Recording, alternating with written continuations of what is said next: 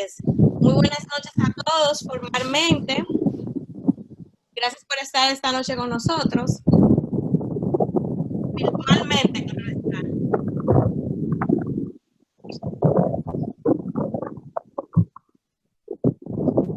Esta noche, la Junta Directiva de ADOCRI nos ha invitado al conversatorio del cine jurídico. Con la película Crimen Perfecto. Voy a leer la sinopsis de la película por si a alguien no le dio tiempo a verla. Ok. Todos ahí me escuchan. Ok, ahora sí.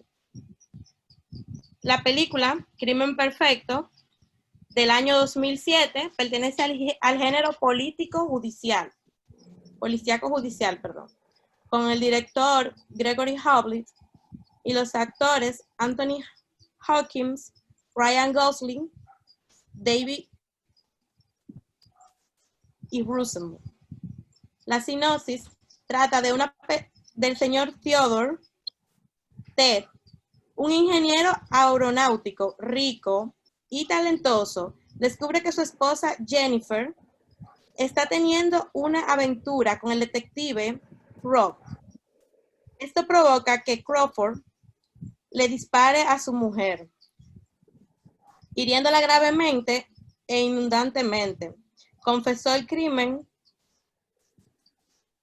en la propia escena. Sin embargo, durante una comparecencia, Crawford se retracta de su confesión. A continuación, se involucra una lucha de ingenio en el adjunto del fiscal del distrito, William, quien considera que esto lo resolverá en un abrir y cerrar de ojos y decide ir a juicio. Está ocupado realizando los preparativos para su tránsito de la ley penal a una empresa bien conocida y comienza una jefa. La temática que vamos a utilizar esta noche, yo creo que todos la vieron la película. Ok, ahí estoy en pantalla completa. La temática que vamos a utilizar es, bueno, la primera ya se agotó porque era el tiempo para que todos viéramos la película.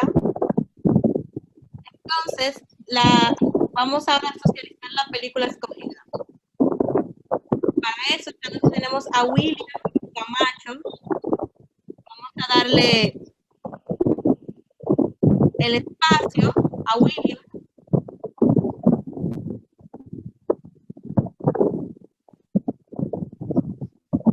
William. Hello.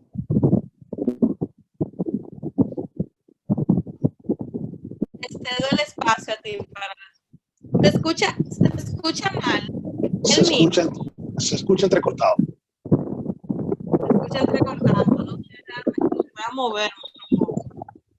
A ver, realmente vamos a ver.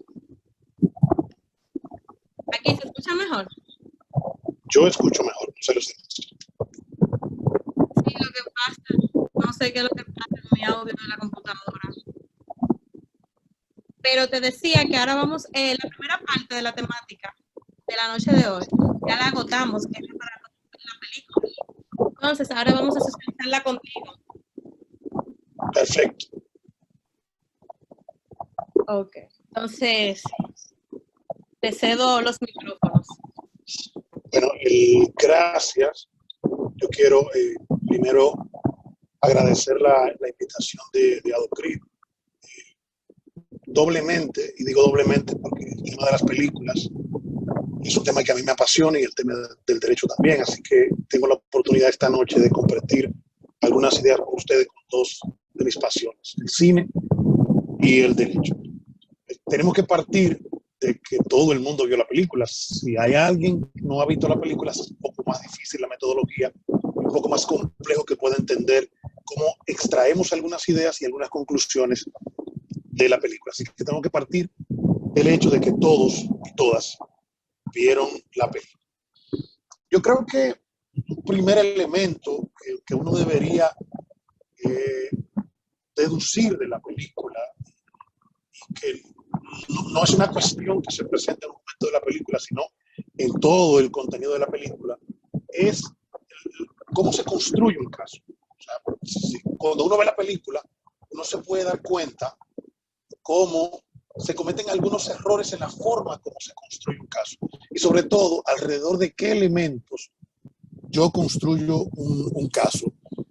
Si recordamos, el propio fiscal, por el estado mental en el que estaba el fiscal, y perdónenme, pero tengo que agregar en este punto que además de derecho yo estudié psicología, entonces de alguna manera podría estar tocando alguno de estos temas. Entonces, la disposición mental del fiscal no es la mejor disposición mental, y no la es porque él está en un momento en el que tiene un pie en la fiscalía y un pie en una firma privada. Por ende, no tiene toda la concentración necesaria como para poder ver cuáles son los elementos sobre los cuales se está construyendo un caso. Si uno es en un proceso penal, las exigencias de construcción de un caso van a depender del rol que esté ocupando el participante del caso. No va a ser lo mismo si se es defensa a si se es fiscal. Y yo, evidentemente, como mi ejercicio en el derecho penal lo he hecho desde el Ministerio Público, uno de los elementos en el que voy a ser quizás más explícito o más exigente incluso es en el comportamiento del fiscal. Como comentaba la compañera, el caso parte de un homicidio en el que el acusado, el procesado, en ese momento no era acusado, realiza una confesión en el mismo lugar de los hechos. Y entonces el caso se construye desde la fiscalía partiendo desde la confesión.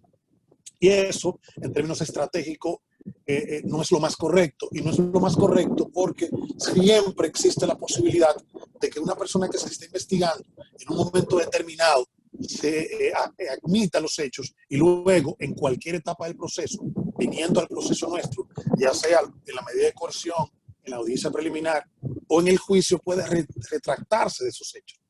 Entonces, si uno construye el caso alrededor de la confesión y la confesión desaparece, entonces ahí mismo van a comenzar a surgir o a brotar o a presentarse las debilidades del caso.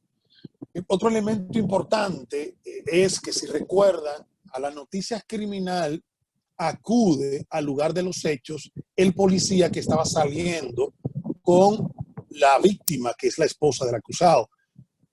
Cuando este policía, porque en principio él no sabía de quién se trataba, pero cuando él entra a la escena del crimen, que ve a la persona que era la víctima, que él la conoce, él deja que sus emociones pasen sobre su razón. ¿Por qué? Porque él se abalanza sobre el cuerpo de la víctima y desde ese momento ya puede alterar la escena del crimen. Puede alterar la escena del crimen porque él puede llevar elementos al cuerpo de la víctima o puede sacar elementos del cuerpo de la víctima.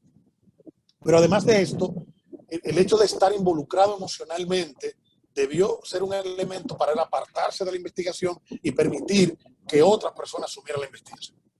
Si recuerdan, por ejemplo, toda la escena del crimen está manipulada. O sea, el acusado, cuando comete los hechos, recoge el primer casquillo, que es el con el que realiza el disparo, con el que hiere a la víctima, luego hace otros disparos y también mueve los casquillos, mueve el cuerpo y aún notándose que el cuerpo se movió, y se puede notar que el cuerpo se mueve por el rastro que deja la sangre cuando se mueve el cuerpo, y entonces eso nos llama la atención de que si esta persona manipuló la escena del crimen, podría estar manipulando otros elementos. Y recuerdan también, el acusado se lava las manos, y se lava las manos para remover la pólvora que debe quedar en sus manos a partir de hacer el disparo.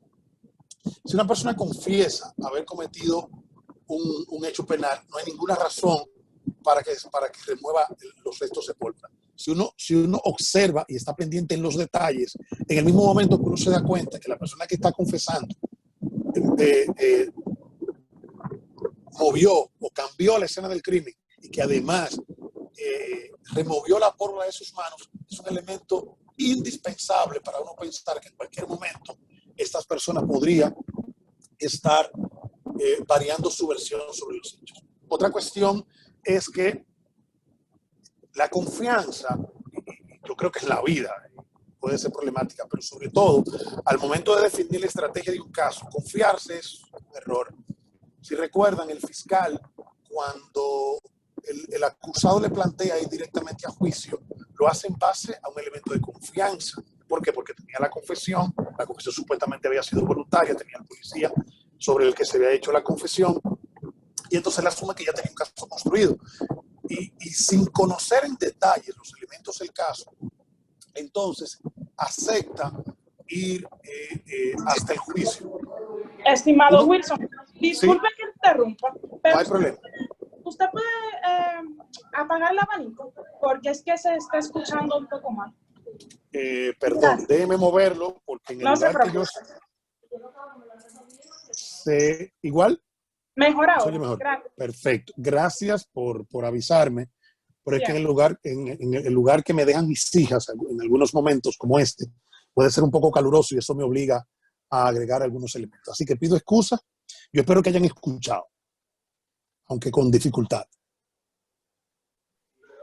Sí, se escuchó bien. Puedo continuar. Bueno, Gracias. de todas maneras, no, tengo que asumir que sí para poder avanzar. Entonces, volvamos al punto donde quedábamos. El fiscal se confía en los elementos que tiene y sin conocer el caso en detalle, decide ir a juicio. Sí, y olvídese en el caso de la película, esto es una cuestión que uno aprende en el ejercicio del derecho penal. Si una parte tiene mucho interés en un punto, uno debe estar llamado a desconfiar sobre ese punto. Y aquí no importa que esa parte se llame defensa o se llame fiscal. Entonces, si el acusado está renunciando al derecho de tener un abogado y encima de eso quiere ir directamente a juicio, yo me lo pensaría primero antes de acceder a ese planteamiento del acusado, que es un elemento que el fiscal pasa por alto y luego por eso tiene que afrontar otras dificultades en el caso. Otra cuestión vinculada directamente a cómo se construye un caso, y es que cuando se cometen ciertos errores en la construcción de la teoría del caso, que es la herramienta de litigación que permite construir correctamente un caso, pero cuando se cometen ciertos errores al inicio de los procesos, son errores que van a ir acompañando el proceso desde la A hasta la Z. Por eso uno debe tener mucho cuidado para uno, o al momento de uno construir un caso. A todo esto se agrega que, si recuerdan, la confesión primero la recibe el policía en el lugar de los hechos, el policía que estaba involucrado con la víctima a solas con el acusado. Ante esa confesión, lo primero que debió hacer el policía fue, claro, y aquí nosotros podríamos especular todo lo que nosotros querramos, pero se trata de una película que el director decidió hacer de esa forma, pero si fuera en la vida real, en el mismo momento que se da esa confesión, lo correcto sería llamar a otro de los policías que está afuera para que también escuche la confesión, y eso va a permitir que sirva al menos de testigo de referencia. Y conociendo el policía que estaba recibiendo la confesión de su involucramiento con la víctima, era una razón adicional para que tomar esa medida. Otro error que se comete más adelante es que luego, cuando se va a firmar la confesión, o sea, cuando se va a colocar por escrito o a levantar por escrito la confesión, entonces este policía también está presente en ese momento y eso genera otros problemas que podríamos ver más adelante. Bueno, otra cuestión que yo creo que es válido detallar en este momento del caso, y estaba revisando mis notas, es que cuando uno construye un caso, y esto mucho antes de ir a juicio, evidentemente, uno tiene que poder estar en condición de decir de qué depende mi caso. O sea, primero, ¿cuáles son las evidencias con las que yo cuento para probar mi caso? Y para eso uno tendría que volver a la teoría del caso, hacer la clasificación o estudiar las dimensiones de la teoría del caso, que son hecho, derecho y prueba, y los hechos divididos en proposiciones fácticas, y estas proposiciones fácticas acreditadas cada uno o con más elementos de prueba. Entonces uno tendría que estar en condición de poder llegar a la conclusión de que tiene cubierta cada proposición fáctica de los casos, al menos con una evidencia. Si es posible, con más de una evidencia. Pero luego que uno tiene todas las evidencias, que uno la puede poner sobre la mesa, uno tendría que estar en condición de decir, dentro de todas estas evidencias, ¿cuáles son las evidencias de las que realmente depende mi caso. Y voy a plantear un ejemplo. O sea, un homicidio no depende de la autopsia, porque la autopsia es una evidencia certificante. La autopsia no es una evidencia vinculante. O sea, la autopsia dice que una persona murió, dice que murió, por ejemplo, de un disparo, dice que murió por una herida cortopunzante, pero la autopsia no puede decir quién ocasionó esa herida. En consecuencia, la autopsia o cualquier evidencia pericial es una evidencia certificante, no es una evidencia vinculante. Entonces, uno tendría que poder hacer esa separación, decir, ok, yo tengo ciertas evidencias que son certificantes, pero tengo que ver cuáles son las evidencias que yo tengo que son vinculantes. Otra cuestión, al momento de no contar con el arma homicida, entonces, las evidencias con las que cuenta el caso son algunas evidencias certificantes, como las periciales, cero evidencia directa. O sea, no hay una sola evidencia directa porque nadie vio cuando se realizó el disparo, excepto la víctima, pero la víctima está en un coma, o sea, no puede testificar. De hecho, nunca salió del coma, como podemos ver en la película, entonces no existe ninguna evidencia directa que pueda acreditar los hechos. El resto, con lo que uno podría contar o a lo que uno debe acudir cuando no tiene evidencia directa, son a las evidencias indiciarias. Pero aquí, y esto es un elemento muy importante, con lo que cuenta el Ministerio Público, luego de no tener el arma homicida, más que con evidencias indiciarias que pudieran tener algún nivel de fortaleza, con lo que cuenta es con una línea espacio-temporal. Me explico. La versión de la fiscalía en este caso es que en el momento que esa persona muere, solo el acusado estaba en la casa. O sea, dicho de otra manera, momentos antes y momentos después de la muerte, solo él estaba en la casa. O sea, que es una relación entre el tiempo y el espacio, pero eso no es suficiente como para acreditar que esa persona fue la persona que cometió los hechos. Uno tendría que, y volviendo a las cuestiones indiciarias, los indicios todavía tienen que ser graves, precisos y concordantes. Uno tendría que estar en condición de, sabiendo que cuando uno tiene que recurrir a prueba indiciaria, ya tiene un grado de dificultad mayor y por ende un grado de argumentación mayor al momento de acreditar estos hechos en juicio. Entonces uno tendría que poder delimitar que uno cuenta con la suficiencia indiciaria y con la fortaleza de esos indicios como para uno acreditar estos elementos en juicio. Otra cuestión es, estoy tratando de ir conforme la guía que se me suministró por los puntos que se me suministraron, es que uno tiene que saber que la persona que se está investigando, primero, tiene derecho a no autoincriminarse, pero aquí hay que hacer algunas aclaraciones. Si ustedes se dan cuenta en la película, el acusado sí se autoincrimina y de todas maneras su confesión es llevada hasta juicio. ¿Esto por qué?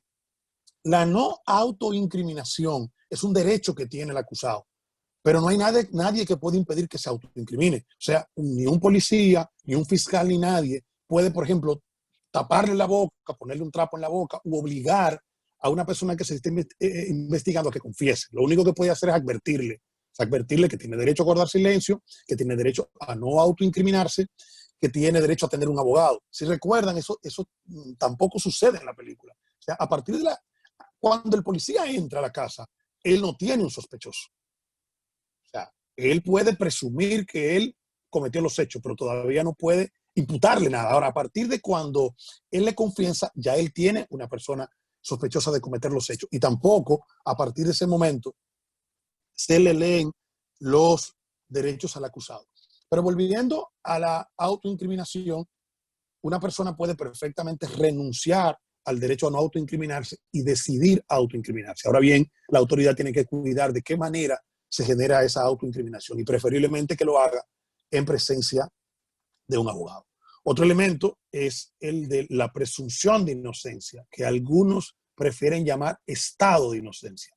Y constituciones como la Constitución de Panamá, por ejemplo, y el propio Código Procesal Penal de Panamá, prefiere referir a estado de inocencia que a presunción de inocencia. Yo particularmente, aunque soy fiscal y no le voy diciendo por la vida a la defensa que asuma mejor el estado de inocencia que el de presunción de inocencia, porque soy portavoz de un rol y cada quien tiene que estar en condición de tomar los mejores elementos que le provee el derecho para hacer su trabajo, pero creo que el de estado de inocencia es un elemento mucho más abarcador que el de presunción de inocencia. Porque cuando una persona se presume X, puede que lo sea, puede que no lo sea. Cuando una persona está en estado X, Si vamos a la física, un objeto está en estado sólido, está en estado líquido, está en estado gaseoso. O sea, no se presume que es sólido, o se presume que es líquido, o se presume que es gaseoso. O sea, eso no es, oyendo a la lógica y el principio de identidad. El ser en tanto que es, no puede no ser al mismo tiempo y bajo las mismas circunstancias. Por eso yo prefiero el tema de estado de inocencia. Entonces, eso es algo que pareciera que el acusado tiene más claro que la propia fiscalía. ¿Por qué? Porque él está muy consciente y lo muestra en la escena en la que el fiscal lo visita en la cárcel y le regresa los documentos que él le envía, y él decide no usar testigo, y él advierte, o sea, no voy a utilizar testigo, eso es una cuestión que le corresponde, incluso dice juego, es un juego que le corresponde a la fiscalía porque yo soy inocente hasta que la corte decida lo contrario. Entonces, eso es una cuestión que uno tiene que tomarse muy en serio. Una persona que se está procesando goza de un estado de inocencia hasta que un tribunal decida que esa persona es culpable. En consecuencia, la responsabilidad, la carga, la obligación de en todo momento contar con los elementos suficientes para destruir ese estado de inocencia es una carga que tiene el Ministerio Público y que no puede dejar de lado. O sea, tiene que estar consciente de que tiene esa responsabilidad. Yo voy a ir ahora a un elemento final porque yo creo que, y espero que con esto pueda ser suficiente como para que la socialicemos, pero además yo creo mucho en la contradicción y creo que podríamos sacar otras cuestiones, otra información, otro filo, en la medida de que pasemos a la interacción. Me refiero al momento final de la película. En el momento que el fiscal lo visita, que le hace referencia o que le cuenta de alguna manera cómo descubrió la trama, o sea, el hecho de que él visitó al policía en el hotel, intercambió las armas en el hotel, luego con el arma del policía le dispara a la víctima, aprovecha que el policía, por sus emociones, cuando se acerca a la víctima, le había pedido que ambos se despojaran de las armas, hace el cambio de forma tal de que el policía es quien saca el arma homicida de la casa, pero que luego, cuando él decide que desconecten a la esposa se le practica una autopsia y al practicar la autopsia extraen de su cabeza el proyectil. Es una evidencia nueva con la que no se contaba antes de que se le hiciera la autopsia. Entonces, cuando él le plantea la posibilidad de que lo procesen nueva vez, porque ahora hacer una comparación balística entre el proyectil que se extrae de la víctima y el arma que ya se sabe que la que tenía el policía y con la que el policía se quita la vida es el arma homicida, evidentemente cuando se haga esta comparación balística va a dar positivo. El acusado le advierte al fiscal que aún habiendo encontrado todos estos elementos, él tiene una garantía que juega a su favor a su juicio, que es el principio de doble persecución o la prohibición de doble persecución, o como se conoce en latín, el non bis in idem. El fiscal le plantea de que el nuevo procesamiento que le pueden realizar no sería exactamente igual al anterior y que como la víctima ya no está viva, ya no se trata de tentativa de homicidio, sino que se trata de homicidio, asumiendo el derecho que se toma como base para hacer la película, que es el derecho estadounidense. Él hace referencia a homicidio en primer grado. ¿Qué sucede aquí? Aquí lo que cabría preguntarse es si dentro del derecho dominicano sería posible que esa persona fuera procesada y juzgada en esos términos sin que se afecte el non bis in idem. Yo quisiera adelantar que cualquier conclusión o argumentación en este sentido es un planteamiento polémico, no deja de ser un planteamiento polémico, no es un planteamiento pacífico. Por ende, yo no pretendo convencerlo a todos ustedes con lo que voy a plantear, pero sí voy a hacer lo único que puedo hacer, y es plantear cómo yo lo veo o cómo yo lo haría incluso si fuera el fiscal que me encontrara en esas circunstancias. ¿A qué me refiero? El Tribunal Constitucional Dominicano, y no es ni siquiera, si mi memoria no me traiciona, original del Tribunal Constitucional, creo que el tribunal lo tomó de la Corte Interamericana de Derechos Humanos, y si mal no recuerdo, la Corte Interamericana lo tomó del Tribunal Europeo de Derechos Humanos. Cuando se habla del principio de la doble persecución, hay unos elementos que hay que analizar que se llama triple identidad. La triple identidad refiere o indica que para que se dé la doble persecución debe tratarse de la misma persona, y en este caso tendríamos que concluir que se trata de la misma persona, deben tratarse de los mismos hechos, y es indiscutible que se trata exactamente de los mismos hechos, porque el hecho de que, o la cuestión de que aparezca una evidencia no altera los hechos. Los hechos son los mismos, porque los hechos son aquellas cuestiones fácticas, y las evidencias lo que hacen es acreditar cuestiones fácticas, o sea, acreditar hechos. Por ende, los hechos no han cambiado, es el mismo cuadro fáctico. Y el tercer elemento de la triple identidad es el derecho. Y aquí es donde se da la cuestión importante. Porque el primer procesamiento es por tentativa de homicidio. La posibilidad de segundo procesamiento ya no es tentativa de homicidio, es homicidio en primer grado. Entonces, aquí hay una variación en cuanto al derecho aplicable. Pero hay algunos elementos importantes. O sea, no es una variación en cuanto al derecho aplicable que el fiscal empuja para que se parezca a eso, sino que es la consecuencia de una evidencia con la que no se contaba anteriormente. O sea, que tampoco se le puede imputar al fiscal un elemento de mala fe para tratar ahora de salvar un caso que había perdido previamente, sino que es una evidencia la que permite llevar el caso a una cuestión fáctica adicional. Si me permiten, piensen que de lo que se tratara en el caso dominicano fuera de que una persona fuera procesada por homicidio y luego se descubren algunos elementos que permitieran calificar de asesinato.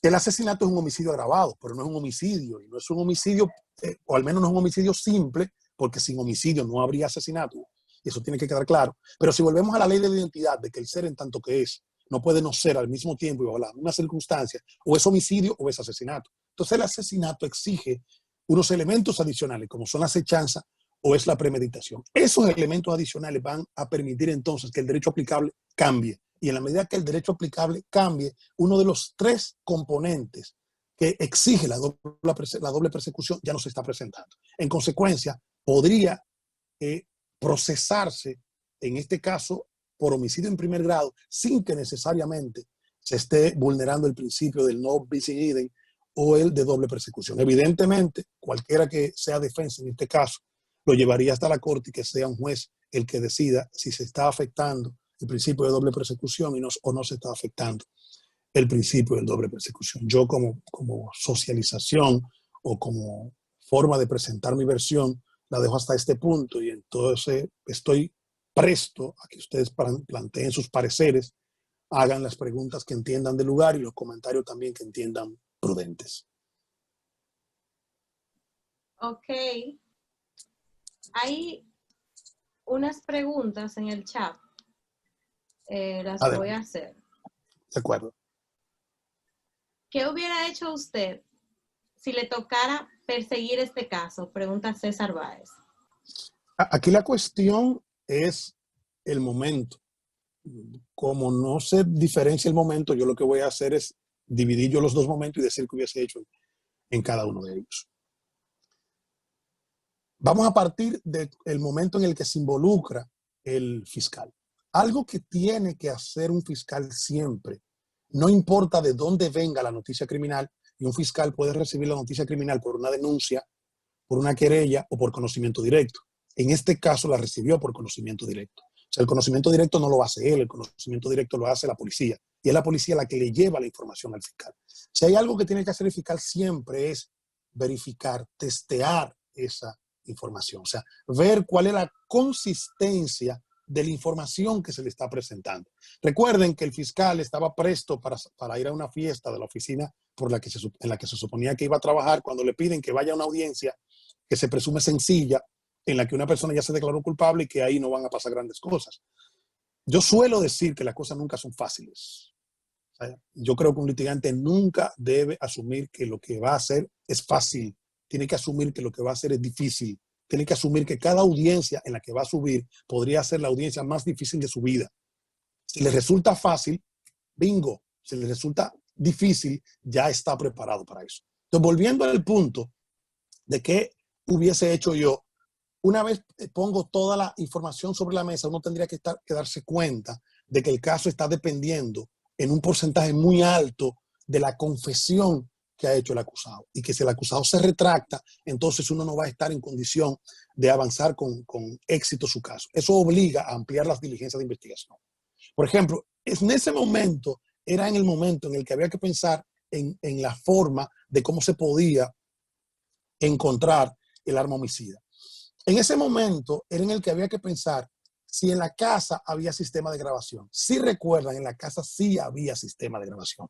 Hay un punto cuando él está alterando las evidencias en el que él ve la cámara. Y en el caso nunca, o al menos no se vio, o no que yo recuerde, se recolectaron las grabaciones de la casa. Él se ve incluso en cámara, en un momento en cámara, como uno de los tiros de cámara puede captar el cuerpo de la víctima. Entonces, si eso estaba grabando, pudo haber captado otros elementos. Y si él alteraba la cámara para borrar, por ejemplo, los elementos que le comprometieran, ya yo podía llevar estos elementos a un perito informático que luego entonces pudiera decir en un tribunal que esta persona alteró la grabación. Y esa alteración de la grabación ya es un indicio que yo puedo sumar para poder procesar a esta persona.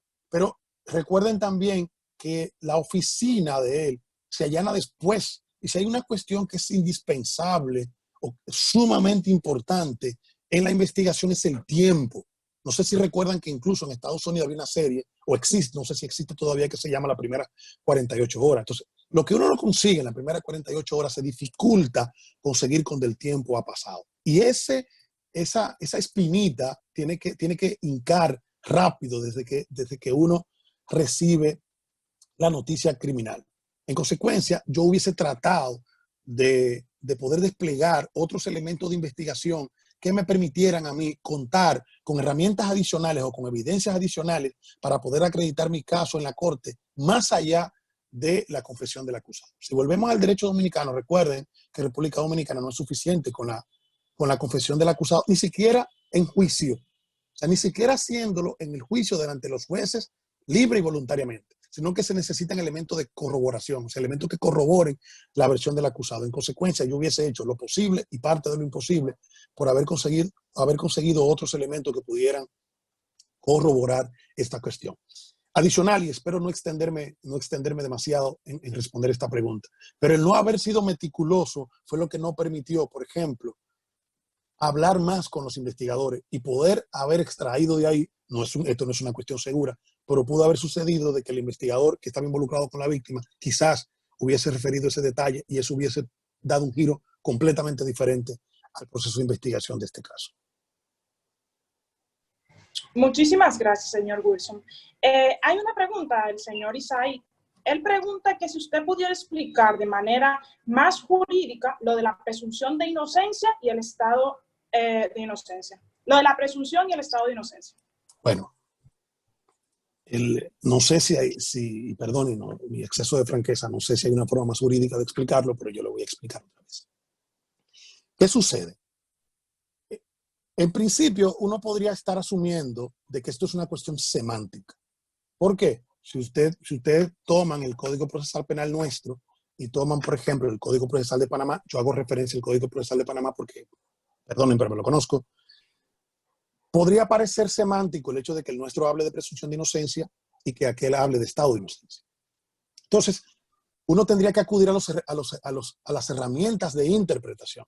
O sea, una herramienta de interpretación es la teleológica, por ejemplo, una herramienta de interpretación es la literal. Si uno hace referencia a la teleológica, uno podría llegar a la conclusión de que los fines que tuvieron tanto el legislador dominicano como el legislador panameño podían ser los mismos o muy parecidos. Entonces uno tendría que ir a la interpretación literal. ¿De qué se habla cuando se habla de presunción y de qué se habla cuando se habla de Estado? Eso es lo que nos va a permitir a nosotros, entonces, poder decidir o interpretar o llegar a la conclusión de cuál de estos conceptos es más amplio, si el de presunción o el de Estado, porque lo otro es el apellido, que es inocencia. Entonces yo repito, si uno presume, y uno para entender esto tiene que sacarlo de la lógica jurídica, tiene que llevarlo a la vida. O sea, si yo digo, yo presumo que Pedro Pérez es serio, ¿está afirmando 100% que es serio? No, se presume que es serio. Ahora, si yo cambio el concepto y me voy al Estado y me preguntan sobre Pedro Pérez, yo no puedo decir que me parece o que no me parece. O sea, yo tendría que decir si desde mi punto de vista yo entiendo que lo es o que no lo es. Entonces, el grado de certeza entre la presunción y el Estado varía. El Estado es mucho más preciso o mucho más certero que el concepto de presunción. Por eso, para mí, cuando se habla de presunción de inocencia, se podría llegar a la conclusión de que puede que lo sea o puede que no lo sea, y alguien podría decirme, pero Wilson, pero cuando una persona la procesan y la sientan en el banquillo de los acusados, si hay una cosa que es obvia, es que puede que sea culpable o que puede que sea inocente. Hasta ese punto yo le diría, y estamos completamente de acuerdo. A lo que yo me refiero es cómo lo tratamos. Lo tratamos como que podría parecer culpable. Porque si lo tratamos como que podría ser culpable en algún momento, entonces estamos vulnerando su derecho a que él sea atendido, sea tratado como inocente. Entonces el estado de inocencia dice, no, aquí no hay duda. No importa con lo que usted cuente, Ministerio Público. Él es inocente y lo será hasta el momento de la decisión del tribunal.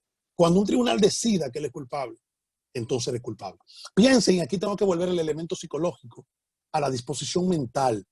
Cuando uno se convence de que si fuera una escala del 0 al 10 y el estado es 0, y yo estoy convencido de que yo parto de 0 para llegar a 10, entonces yo voy a tener que hacer un esfuerzo mayor y voy a tener que tener una concentración mayor. Si yo parto de que se presume y de que como hay algunas evidencias, yo estoy al menos en 4 y que de lo que él se favorece es un 6, entonces yo podría bajar las antenas, podría bajar las alertas y eso puede llevarme entonces a tratarlo diferente y a cometer algunos errores. Espero haber sido lo suficientemente explícito en esta ocasión.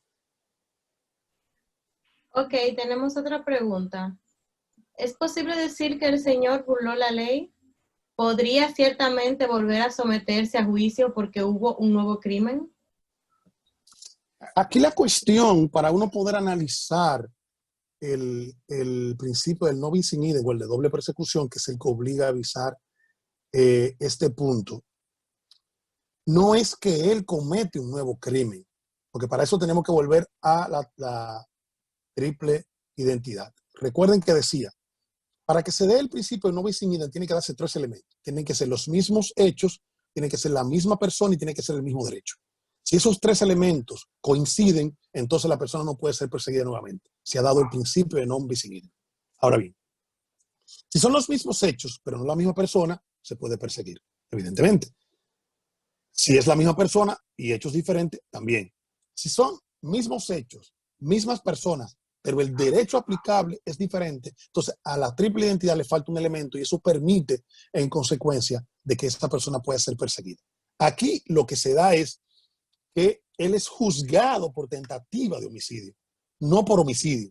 Entonces, el elemento que se agrega es el proyectil, el arma homicida que ahora sí ha sido encontrado y que permite acreditar una cuestión fáctica diferente, y es que permite acreditar ahora que la mató, o sea, permite que se persiga por homicidio y no por tentativa de homicidio. Esa variante, en consecuencia, permite que se realice una nueva persecución y un nuevo juicio por ese elemento, o sea, por homicidio.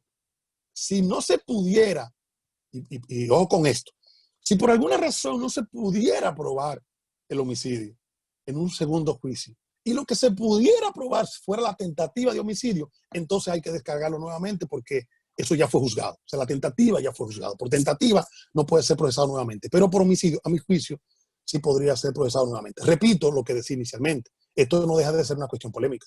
Y, evidentemente, incluso si yo estuviera en la defensa de este caso, y hasta este punto he hablado como fiscal, pero si yo estuviera en la defensa de este caso, sí llevaría, o sea, plantearía para que sea un juez el que decida sobre la cuestión de si está presente o no está presente el no bis in idem. Pero a mi juicio, técnicamente, y ahora asumo un rol diferente, si me lo llevara una defensa y yo fuera el juez con esos elementos, yo creo que no se da la triple identidad para que se configure el no bis in idem. Muy bien. Tenemos otra pregunta, fiscal. ¿La película debería llamarse Crimen Perfecto o Juicio Perfecto? Yo creo que como se da la propia lógica de la película, si ustedes se dan cuenta, hasta el último minuto de la película, quien manipula el sistema es el criminal. O sea, hasta el último momento de la película, quien lleva la voz cantante es el acusado. Yo creo que eso es lo que le da origen a que la película se llame Crimen Perfecto. Pero yo creo que también ahí hay un gancho. Piensen que los nombres tienen un componente de publicidad en la que el productor quiere atraer a la gente a la película. Yo creo que el gancho psicológico que se da aquí es que el propio nombre condiciona. Entonces uno va condicionado viendo la película sobre la base de que se trata de un crimen perfecto y al final el mensaje es que no hay crimen perfecto. Siempre hay algo de donde tirar cuando se comete un hecho ilícito. ¿Por qué? Porque lo comete un ser humano y el ser humano no es perfecto.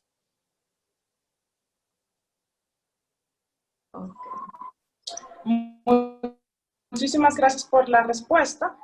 Omar Uribe pregunta, bueno, primero dice que él considera que se dejaron algunos cabos sueltos en la investigación y le hace la siguiente pregunta. ¿Considera que estuvo bien realizada la película?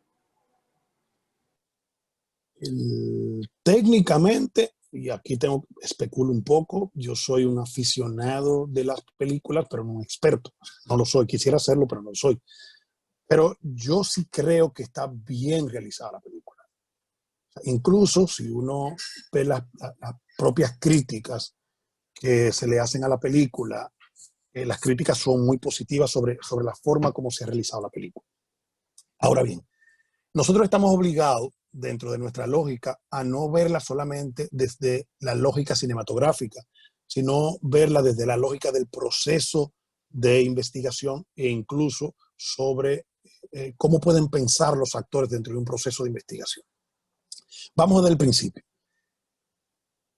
Si uno piensa en la lógica de la escena inicial, o sea, cómo se da el homicidio, yo creo que uno tendría que llegar a la conclusión de que eso es perfectamente realizable en la realidad. O sea, recuerden que el acusado se acerca a la víctima, le hace referencia a que él la ama, incluso le besa antes de él ir detrás de ella y apuntarle. O sea, se gana su confianza antes de realizar el disparo. Entonces, yo creo que esto es una cuestión que uno tendría que llegar a la conclusión de que esto puede darse perfectamente de esa manera en la realidad. Luego, ¿qué elementos él cuida? Bueno, incluso para uno saber o para uno ir sobre los puntos que él cuida, tiene que estar consciente de que este es un tema que él no decide de la noche a la mañana. Este es un tema que él va planificando. Incluso su personalidad uno podría catalogarla desde el punto de vista psicológico como obsesivo-compulsivo. Este señor es un obsesivo con los detalles. Recuerden los juegos que él tiene, uno en la casa y uno en el trabajo. O sea, esta es una persona muy cuidadosa con el tema de los detalles. Entonces uno tendría que llegar a la conclusión de que él fue pensando qué elementos podían intervenir. Incluso está consciente de que a su casa puede llegar el policía que está saliendo con su esposa. Recuerden que el policía se presenta como negociador, y esto es otra cuestión lógica que uno tiene que analizar, y se acerca para negociar con él. Cuando le habla, lo que hace el acusado es que le abre la puerta para que él entre. Cuando se acerca a la puerta, él le pide a él que entre. Es una conducta también que puede ser hasta cierto punto natural en el negociador, porque el negociador tiene que generar las condiciones para que, primero para saber qué está pasando dentro, porque en ese momento no saben que hay una persona muerta dentro. O sea, lo que están pensando es que quizás hay una persona secuestrada dentro. Entonces, esto puede ser lógico. Cuando el policía se acerca a la puerta y le pide que baje el arma, él le dice, bajemos las armas los dos.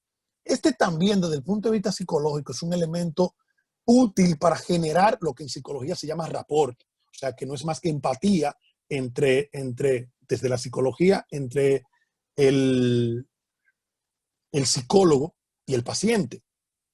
En este caso, entre el negociador y el procesado o el sospechoso.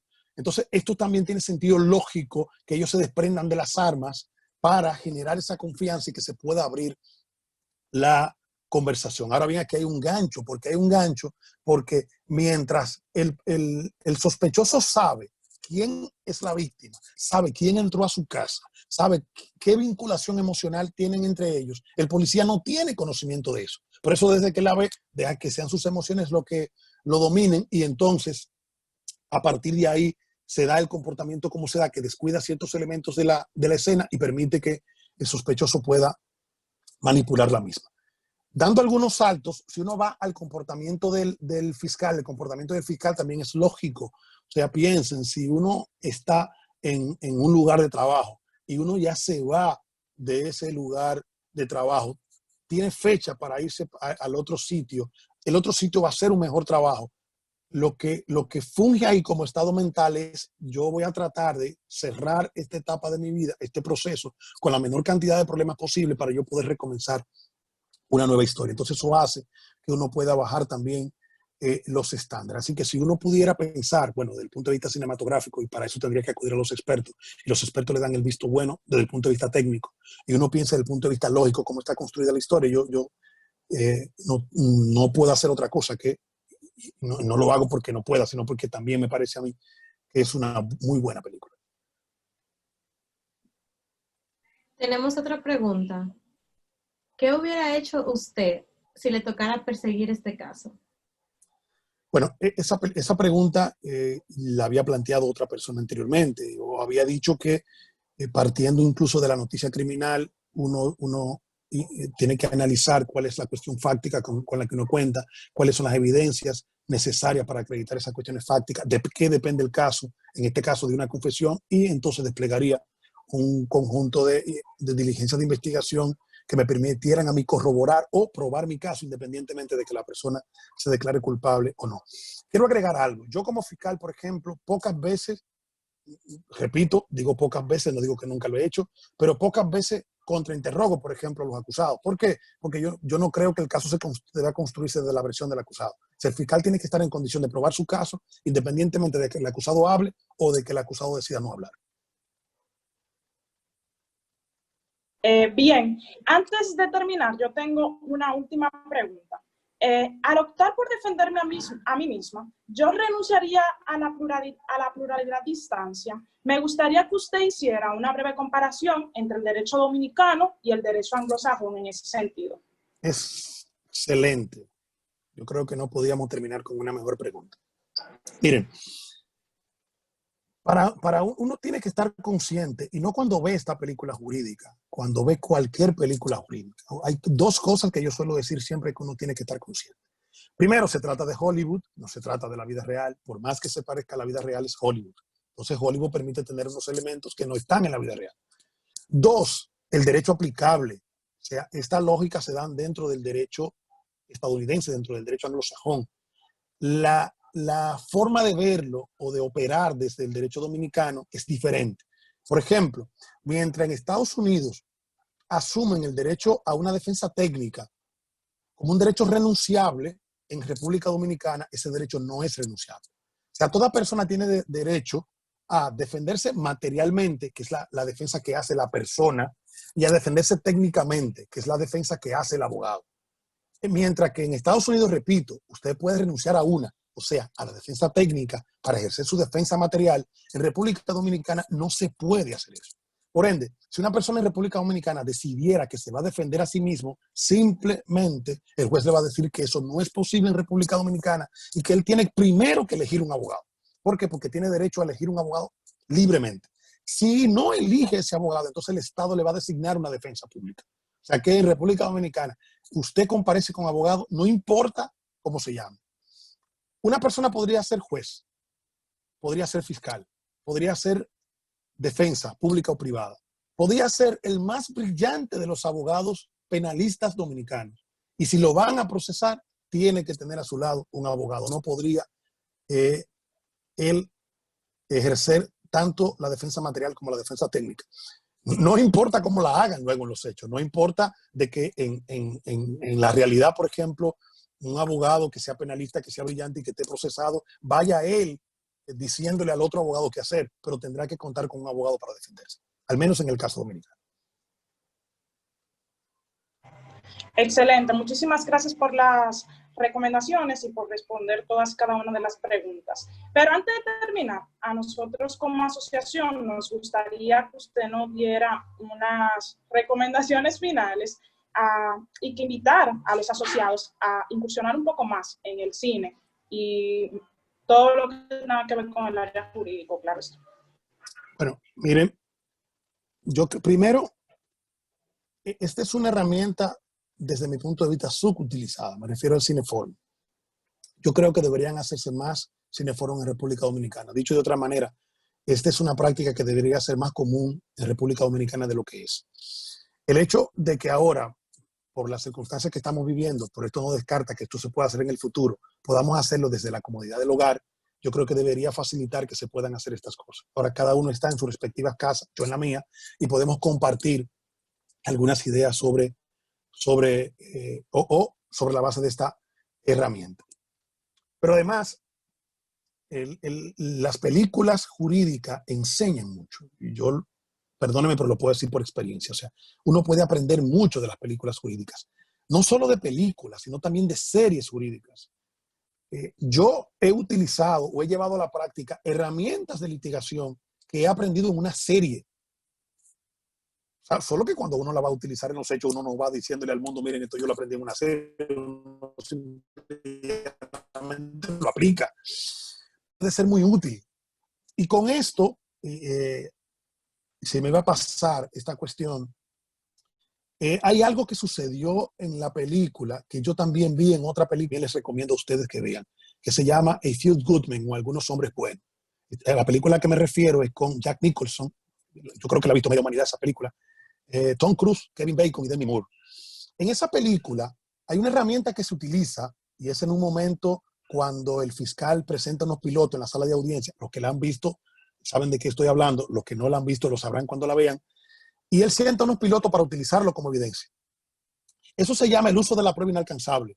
¿Por qué? Porque los pilotos no tenían nada que agregar. Cuando, en el caso de la película que vimos hoy, cuando el fiscal coloca a la secretaria fuera de la sala de audiencia con el teléfono para él llamarla, eso es otra forma de hacer uso de la prueba inalcanzable. Porque lo que él pretendía era hacer una llamada, qué sé yo, hacer un comentario, encontraron el arma para poder generar un estado psicológico dentro de la sala de audiencia que pudiera, qué sé yo, generar un comportamiento diferente en el acusado. Esa herramienta del uso de la prueba inalcanzable, yo lo vi por primera vez en esa película de A Few Good Men y lo vi por segunda vez en esta película que estábamos viendo hoy. Y es una herramienta que uno podría utilizar en los hechos. Volviendo al ámbito de la exhortación, o sea, yo creo que esta es una apuesta en la dirección correcta, la que ustedes han hecho de realizar estos cineforum. Ojalá lo sigan haciendo, ojalá y los asociados se integren cada vez en mayor cantidad a este tipo de actividad que yo estoy seguro de que si se concentran lo suficiente pueden sacarle bastante provecho. Hay muchas películas jurídicas que pueden ver, series, qué sé yo, una serie que a mí me gustó mucho era The Good Wife, La Esposa Ejemplar, por ejemplo, es una serie magnífica. También Sud, que ahora le cambiaron el nombre, creo que se llama El Abogado Audaz, si mi memoria no me traiciona. También es película que se pueden ver. Otras películas, además de esta, además de If You're Good Man, Filadelfia, por ejemplo, es una película que a mí me fascina. Hay una película con Harrison Ford que se llama Se Presume Inocente, que es una película espectacular también. Hay muchas películas que pueden ver. El Abogado del Diablo, casi todo el mundo la recomienda. Yo digo que las cuestiones de las que se le puede sacar mucho provecho del Abogado del Diablo son reducidas en términos de estrategia de litigación, pero si hay cosas que se pueden aprender. Yo les puedo compartir una que, por ejemplo, que yo siempre llevo conmigo de esa película, y es que cuando el que hace del diablo, que es Al Pacino, que dicho sea de paso es mi actor favorito, o sea, yo sería incapaz de dejar de ver una película con Al Pacino, pero hay un momento en el que le hace referencia a Kenny Reeves, que es el que hace del abogado, y es que le dice, siempre es importante en el litigio que no te vean venir. Si hay una cosa que es importante en litigación es esa. Muchas veces uno puede atrapar a la contraparte porque cuando tienen algo bueno quieren decirle al mundo que tienen algo bueno. Y en la misma medida como uno lo ve que se van emocionando, entonces en esa medida uno se da cuenta que ya que tienen algo bueno en mano y uno entonces trata de prepararse en esa misma medida. Si uno trata de pasar desapercibido, la otra persona no se da cuenta. Y cuando viene a ver lo bueno que uno tiene entre manos, entonces ya puede ser demasiado tarde. Hay muchas películas que se pueden ver y muchas películas de las que se pueden aprender y muchas personas que ustedes pueden invitar también a que puedan hacer este tipo de actividades y sacarle mucho provecho.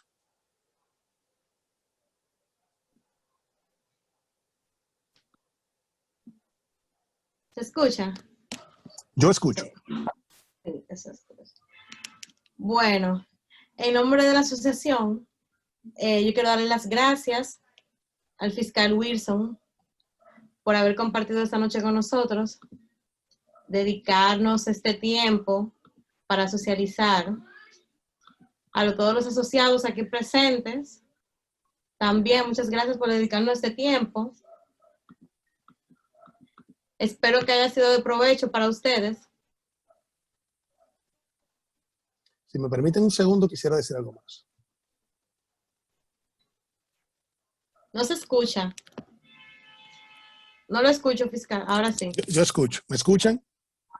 Sí, ahora sí, lo escucho. Ok. Yo no suelo particularizar, pero también creo que honor a quien honor merece. Yo no conozco a Nicauri Montero, nunca había hablado con ella, salvo cuando me envió la invitación por Instagram. Nunca le he visto, salvo en esta ocasión que nos estamos viendo por esta cámara, pero yo necesito motivación para aceptar las invitaciones y muchas veces esa motivación surge en la misma forma como están invitando a uno y como uno se da cuenta que se están organizando los eventos. O sea, a la medida que uno se da cuenta de que las cosas se están haciendo bien hechas, o como yo digo, que se le está poniendo un poco de corazón a lo que se está haciendo, entonces uno va mucho más motivado a esta actividad. Yo les puedo decir a ustedes que esa muchacha le pone corazón a las cosas que hace, así que cuídenla. Si no, que me llamen. En el MP hay espacio.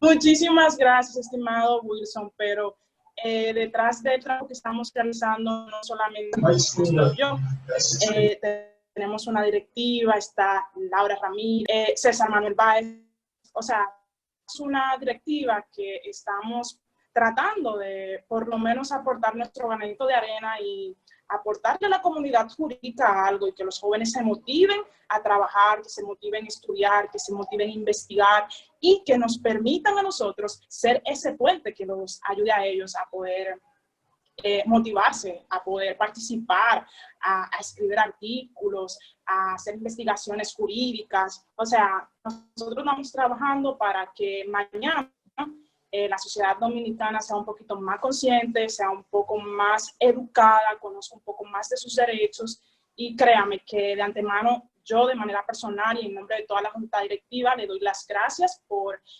aceptar la invitación de tan buena manera y de estar esta noche compartiendo con nosotros. Muchísimas gracias. Sigan trabajando así, el agradecimiento es mío. Gracias por la confianza y por haberme invitado. Que pasen buenas noches y muchísimas gracias a todos los asociados de ADOCRI por sacar una hora de su tiempo y participar con nosotros en este conversatorio. Recuerden que si tienen alguna sugerencia para la próxima película, solamente es hacernos llegar su idea y ver qué podemos hacer con ella y concretizarla más adelante. Que pasen buenas noches. Bye, bye. Un placer. Hasta luego. Bye. Igual, bye, bye.